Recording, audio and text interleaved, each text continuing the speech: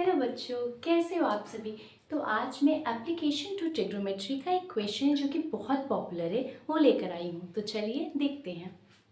Question is a tree breaks due to a storm and the broken part bends so that the top of a tree touches the ground making an angle of 30 with it. The distance between the foot of the tree to the point where the top touches the ground is 8 meter. Find the height of the tree. तो इन क्वेश्चनों में सबसे जो important है वह है diagram. Diagram अगर आप question पढ़ के बना सकते हैं तो इजीली सॉल्व हो सकता है। तो चलिए बनाते हैं। कह रहा है एक ट्री है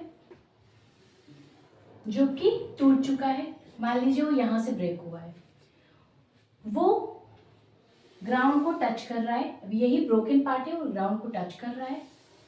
कुछ ऐसा डायग्राम बना। अब कह रहा है जो ब्रेक हुआ है, टच कर रहा है, वो एंगल 30 डिग्री पे, मतलब इसका जो एंगल ऑफ डिप्रेशन आप कह सकते हैं वो 30 डिग्री गिवन है।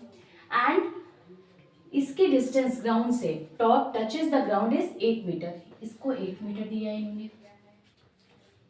ओके, देन अब इसको नेमिंग कर लेंगे ए बी एंड सी। ये हो गया आपका कंप्लीट क्वेश्चन। इतना बड़ा ये ट्री था पहले, वो यहां से ब्रेक हुआ, तो ये जो ब्रेक वाला पार्ट है वही आके यहाँ पे एंगल 30 डिग्री ग्राउंड से बना रहा है।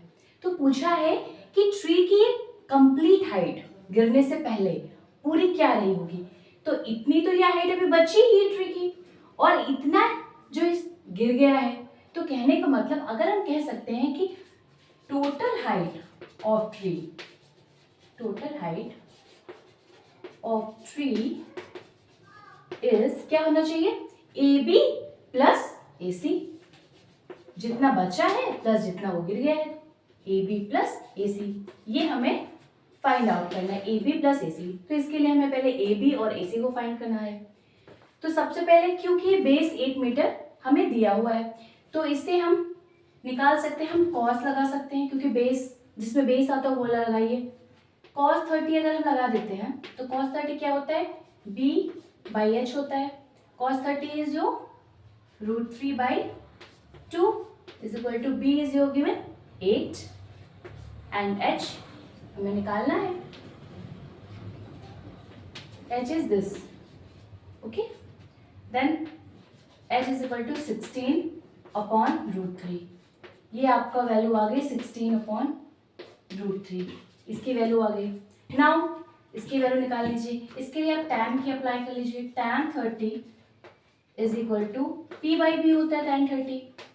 p is this A B, इसको आप h डैश दे दीजिए, h dash upon b 8। tan 30 is 1/√3।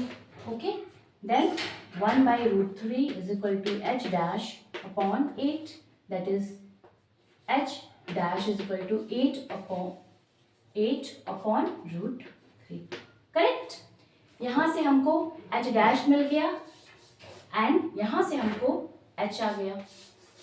Now total क्या था, h क्या था हमारा, AC था, एंड h डैश का AB है, यही हमें फाइंड करना था। दैट इज टोटल हाइट क्या होगा, h plus h dash which is 16/√3 plus 8/√3। Correct. 16 plus 8 24/√3। जब भी नीचे इरेशनल नंबर आता है, ये √3 क्या है, इरेशनल, रैशनलाइज द डिनोमिनेटर। हमेशा ये हमने पढ़ा है, तो रैशनलाइज करने के लिए इसको √3 से मल्टीप्लाई कर दीजिए। जब नीचे किया तो ऊपर भी करना है, तो ऊपर आ गया 24/√3, नीचे आ गया √3 इंटू √3 3 एंड 3 8 ज़ा 24। The answer is 8/√3। This will be your answer. Okay, चलिए नेक्स्ट क्वेश्चन करते हैं। An observer 1.5 meter tall is 20.5 meter away from a tower which is 22 meter high. Determine the angle of elevation of the top of tower from the eye of the observer. Question कह रहा है एक observer है जिसकी height दी है हमें 1.5 metre. ये observer है, मान लीजिए इसकी हाइट 1.5 मीटर इसकी हाइट दी है।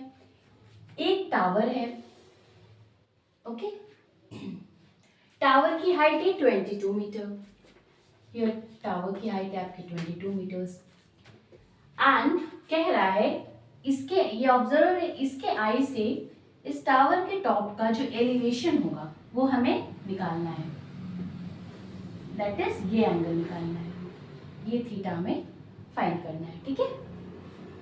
तो इस डायग्राम को कंप्लीट करिए। दिस, इसकी टोटल हाइट 22 दी है। हम देखते हैं कि ये एक रेक्टेंगल बनता है और इसका ये भी आपको गिवन है, ये दिया है आपका 20.5, टावर और ऑब्जर्वर के बीच की जो डिस्टेंस है वो भी आपको 20.5 मीटर गिवन है। तो हम देख रहे हैं कि एक रेक्टेंगल फॉर्म होता है, तो this side is equal to this side, तो ये 20.5 है, तो ये भी 20.5 है, this is 1.5 and this is also 1.5, ये है टोटल जो है 22 मीटर से 22 मीटर से, और ये 1.5 है, तो बचा हुआ कितना हुआ 22 माइनस 1.5 दैट इज 20.5। इसकी हाइट भी आ गई, इनको नेम कर लो A B C D and E.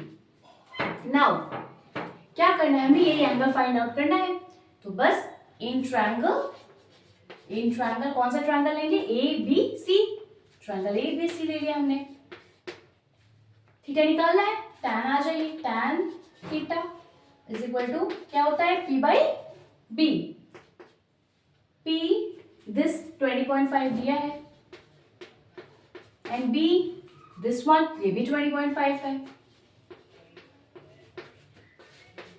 tan theta is equal to this, then theta is equal to 1, tan theta is equal to 1 आ गया, देन थीटा इज इक्वल टू, या ऐसे करिए कि tan थीटा यहाँ पे आप लिखिए, अब 1 की वैल्यू tan के किस डिग्री पे आती है, तो tan के 45 डिग्री पे ये आती है, तो tan को आप कैंसिल कर दीजिए, थीटा आ गया आपका 45 डिग्री, ये आपका आंसर हो गया। तो जो एंगल ऑफ एलिवेशन है वो आ गया 45 डिग्री। ओके, आज के लिए बस इतना ही, see you in the next video, bye.